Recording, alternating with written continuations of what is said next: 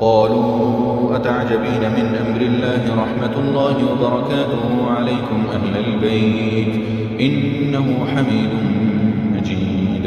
فلما ذهب عن إبراهيم الروع وجاءته البشرى يجادلنا في قوم لوط إن إبراهيم لحليم أواه منيب.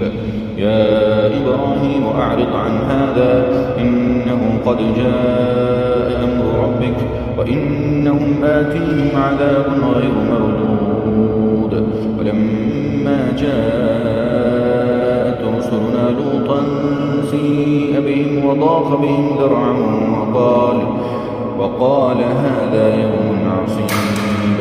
وجاءهم قومه يهرعون إليه ومن قبل كانوا يعملون السيئات. قال يا قوم هؤلاء بناتي هن أطهر لكم فاتقوا الله ولا تخزوني في ضيفي.